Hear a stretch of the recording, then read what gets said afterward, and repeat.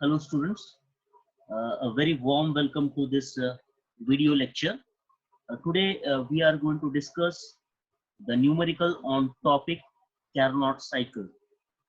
In the previous lecture, we have started the new module, that is module number 1, chapter 1, that is air standard cycles. In that we have discussed the meaning of air standard cycles and assumptions made in the analysis of air standard cycles. And also we have seen the thermal efficiency of the Carnot cycle, that is neta equals to 1 minus T2 divided by T1, where T1 and T2 are the source and sink temperatures respectively in kelvins. Okay, in the today's lecture, we will see the numerical on Carnot cycle. These numericals are very important from your examination point of view. Let's read the problem carefully. The working substance for Carnot cycle is air. The working substance for Carnot cycle is air. Consider as a perfect gas. Maximum pressure in the cycle is 20 bar and temperature is 550 kelvins. The ratio of isothermal expansion is 2 and of adiabatic compression is 5. At the beginning of isothermal expansion, the volume is 0.332 meter cube.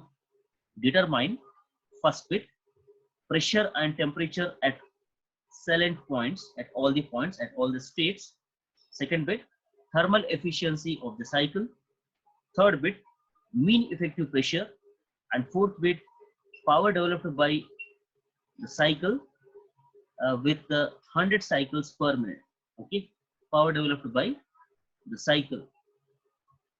Okay, now we know how to draw the cycle, the Carnot cycle on PV coordinates. As I said in the previous class, the Carnot cycle consists of 4 reversible processes, namely 2 reversible isothermal processes and 2 reversible adiabatic processes. So 1 to 2 is a reversible isothermal process during which heat addition takes place.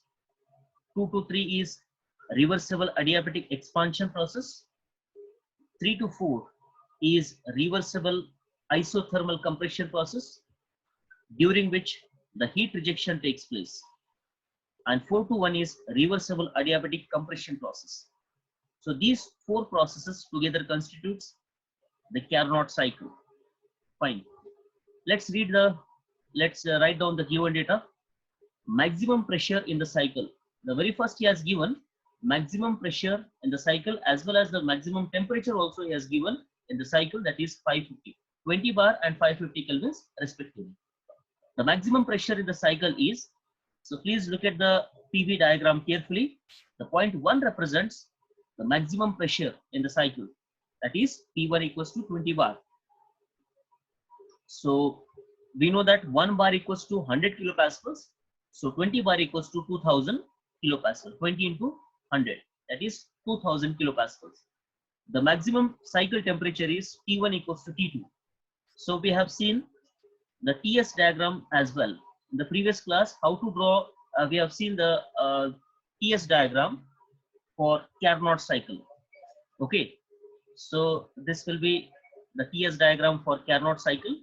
Okay, so 1 to 2, 2 to 3, 3 to 4 and 4 to 1. So if we see the TS diagram, this is the maximum temperature. This is the maximum temperature. You can take T1 equals to T2. Okay, so in this diagram we have taken A, B, C, D. You can take 1, 2, 3, 4 also. Okay, it doesn't make any difference. So here T1 equals to T2 stands for maximum temperature of the cycle, because 1 to 2 is the constant temperature process. So T1 equals to T2, that is 550 kelvins. The ratio of isothermal expansion. The ratio of isothermal expansion. So where it is the isothermal expansion, 1 to 2 is isothermal expansion. So expansion is a process in which volume tends to increase, whereas compression is a process where volume is going to decrease. Fine. So ratio of isothermal expansion is given that is 2. Isothermal expansion is 1 to 2. So V2 by V1, V2 divided by V1, this is a volume ratio during the isothermal expansion. V2 by V1 equals to 2. And similarly, the ratio of adiabatic compression. So this is the adiabatic compression. 4 to 1 represents the compression process, reversible adiabatic compression process. So I can write V4 divided by V1. So V4 by V1 equals to 5. Volume at the beginning of isothermal expansion. Volume at the beginning of isothermal expansion. So 1 to 2 is isothermal expansion. Volume at the beginning is V1. So you have to take V1 equals to 0.332 meter cubes. In the first bit, he is asking us to calculate the pressure and temperature at all the salient points.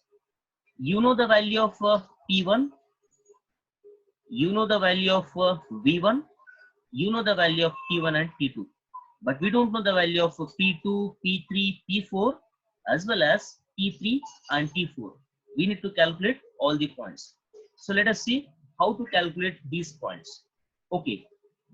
Now you know the ratio V4 by V1. V4 by V1 equals to 5. V4 by V1 equals to 5. So 4 to 1 is adiabatic compression process.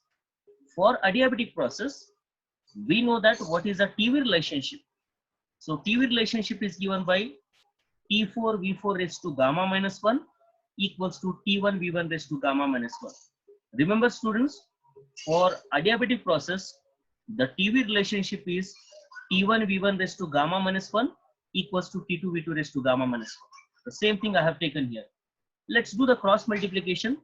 Yes, do the cross multiplication, that is T4 by T1 equals to V1 by V4 raised to gamma minus 1. Now you know the ratio. You know the ratio V4 by V1 equals to 5. But here V1 by V4 is 1 by 5. Put here 1 by 5 and substitute gamma equals to 1.4 because working fluid is air here. You know the value of temperature T1. The only unknown is T4 and calculate the value of T4, that is equals to 288.9 kelvins. 288.9 kelvins. So we got the temperature at fourth state. Similarly, let's try to get the value of pressure at fourth state. Okay. Now you know what is the PV relationship for adiabatic process. For adiabatic process, we know the PV equals to PV raised to gamma equals to constant. PV raised to gamma equals to constant. This is the equation or PV relationship for adiabatic process. This is PV relationship for an adiabatic process. Okay, fine. Now, so we know for the process 4 to 1, we can write P4 V4 raised to gamma equals to P1 V1 raised to gamma. The same thing I have used here, and after that do the cross multiplication. So after that we'll get P4 by P1 equals to V1 by V4 raised to gamma. So you know the ratio V4 by V1 equals to 5. So V1 by V4 is 1 by 5. So you know the pressure at P1. The P1 is known, that is 2000 kilopascal. Just do the cross multiplication and substitute all the values. You will get the value of P4 equals to 210 kilopascals. 210 kilopascals. So at fourth state, we got temperature as well as pressure. Now let's proceed for the next step. You know the pressure at first point, the temperature at first point, and you don't know the value of pressure at second point. In fact, you know temperature at second point because T1 equals to T2, this is the isothermal process. The only unknown is P2, the pressure at second state. For the isothermal process, we know PV equals to constant. PV equals to constant. Now, how to write the equation of between the two states? P1 V1 equals to P2 V2. I repeat, for the isothermal process, if you are writing the equation for two states, the equation is P1 V1 equals to P2 V2. Fine. Now substitute here same P1 V1 equals to P2 V2. Do the cross multiplication. You'll get the ratio V1 by V2. So V1 by V2 is 1 by 2, as V2 by V1 is 2. So therefore V1 by V2 is 1 by 2. You know the pressure, substitute and get the value of P2, that is 100 kilopascals. Now how to get the value of the temperature and pressure at the third state? Temperature and pressure at the third state. Okay students, let us consider the process 3 to 4. Again the process 3 to 4. So 3 to 4 is the isothermal process. Isothermal process, or PV equals to constant volume. For this process also I can write P3V3 equals to P4V4. P3V3 equals to P4V4. Do the cross multiplication. You will get P3 equals to P4 into V4 by V3 is to, which is equals to, so already you know the value of P4, already you have calculated, that is 210. But here this is a very important step, V4 by V3. How to write the V4 by V3?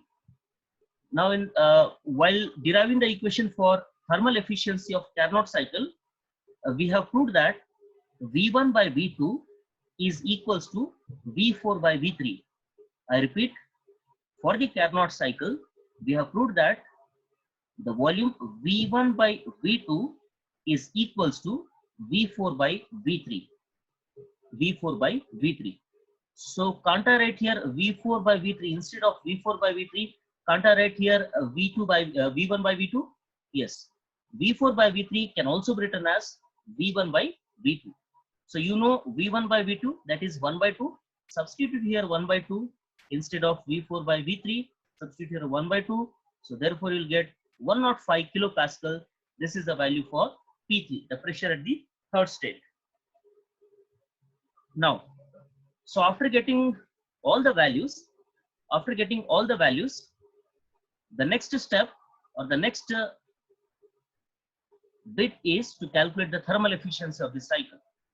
This is the thermal efficiency. How to calculate the thermal efficiency? In order to get the value of thermal efficiency, you have to calculate that the heat supplied, that is Q1, and heat rejected, both the values you should calculate. The heat is supplied to the cycle during the process 1 to 2,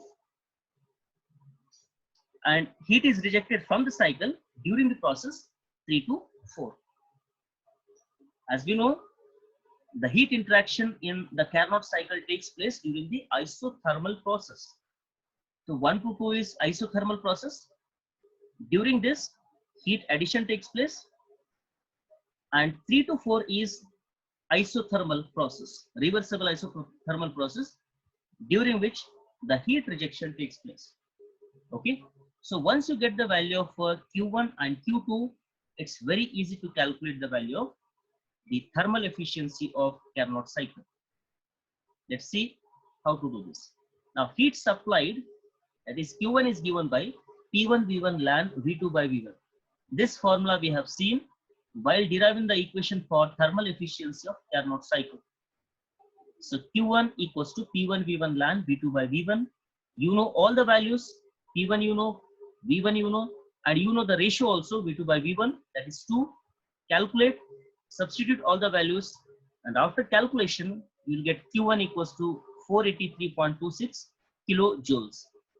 Similarly, calculate the value of heat rejection, that is Q2 is given by, so heat rejection takes place during the process 3 to 4. So how to write the formula? P3V3 ln V4 by V3. I repeat, P3V3 ln V4 by V3. This is the formula. Now you know the value of P3, but you don't know the value of V3. So here the challenging task is to calculate the value of V3. How to get the value of V3? Okay, students, for the ideal or the perfect gas equation for n number of states, I can write the equation as P1 V1 by T1 equals to P2 V2 by T2 equals to P3 V3 by T3 equals to P4 V4 by T4 up to, for n number of states, P1 Pn Vn by Tn. With this, I can write for the two states, for the states 1 and 3, I can write P1 V1 by T1 equals to P3 V3 by T3. This is true for n number of states. Okay.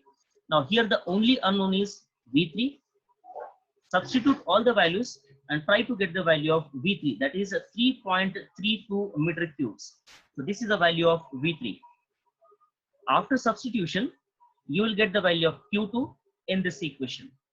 So substitute all the values and the expected value for Q2, that is heat rejection, is 241.63 kilojoules. So once you get the value of Q1 and Q2, that is heat addition and heat rejection respectively, the next step is to get the value of net work done. Net work done is a difference between heat added and heat rejected, that is Q1 minus Q2. Substitute the values and get the value of net work, that is 241.63 kilojoules. This is a value for net work done. Fine. Now you know the thermal efficiency formula, that is a ratio of net work done divided by heat supplied into 100, of course, to get the efficiency in terms of percentage. So therefore, you know the network and heat supplied is 483.26 kilojoules. So the efficiency is 50%. The efficiency is 50%. The third bit is to calculate the value of mean effective pressure. The mean effective pressure is a ratio of net work obtained from the cycle divided by swept volume. So what do you mean by swept volume? Let me draw the figure first here. This is the engine cylinder. This is a piston. This is the piston. Now the extreme position of the piston is TDC, top dead center. And here the extreme position is bottom dead center. It is known as the BDC. BDC stands for bottom dead center. Now listen here carefully. The volume covered by the piston while moving from top dead center to bottom dead center, top dead center to the bottom dead center, or from bottom dead center to the top dead center. The volume covered by the piston while moving from TDC to BDC or BDC to TDC is called stroke volume or swept volume. Both are same. So the total volume of the cylinder is a sum of clearance volume, that is VC. What do you mean by VC? The volume of the cylinder when the piston is at top dead center. This is called clearance volume. If you don't have the clearance volume in the engine cylinder, then definitely the piston will hit the engine cylinder and the entire component will fail. Okay, so that's why there should be always gap or the clearance between engine cylinder head and the piston position at top dead center. Okay, anyhow, the total volume of the cylinder is a sum of clearance volume and swept volume. Okay, the clearance volume and swept volume. I hope you got this. Now, how to get the value of swept volume? How to get the value of swept volume? Listen here carefully. This is the V3 and this is V1. Now, if the piston is going from V3 to V1, then the volume covered by the piston is called swept volume. Or you can say the difference between V3 and V1. I repeat, V3 minus V1 will give swept volume or stroke volume. Okay, fine. Now you know both the values, that is a PM equals to net work obtained divided by swept volume, which is given by swept volume is V3 minus V1. Substitute all the values. You know V3, you know V1, you know net work obtained. Substitute all the values and get the value of mean effective pressure, that is 80.8 kilopascals. The last bit of the problem is to calculate the power developed with 100 cycles per minute. So we have to calculate this power developed in terms of kilowatts. Okay, so for 100 cycles, what is the power developed? Okay, so if there are 100 cycles in 1 minute, if there are 100 cycles in 1 minute, then what will be the power developed? Okay, students, here the net work done or net work obtained from the cycle, this is for one cycle. This is for one cycle. What do you mean by one cycle? Starting from the first state and reaching to the or coming back to the first state. So this is complete one cycle. During one cycle, the net work obtained is 241.63 kilojoules. Now we have to calculate what is the power developed for 100 cycle, which is carried in 1 minute, which is carried in 1 minute. Now power is given by net work into number of cycles per minute. So power, that is net work done, 241.63 into number of cycles are 100 divided by 60. So here we have per minute. So if you divide by 60, you will get per seconds. So joules per second is watt. So because your unit for work done is in kilojoules, so kilojoules per second, it will become per second. That is in kilowatts.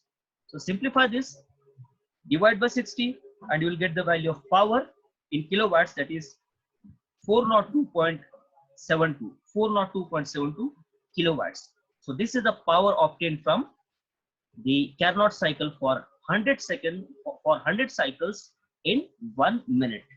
Okay, I hope this problem is clear for you. Now if you have any doubt anywhere, you can put your comments, you can put your queries in the comment box. I'll try my level best to clarify your doubts. And please don't forget to subscribe the channel, like, share this video, and don't forget to press the bell icon so that whenever I put a new video, whenever I post a new video on YouTube, you'll get the notification instantly. Okay, so stay safe, stay home, and have a nice day. Thank you.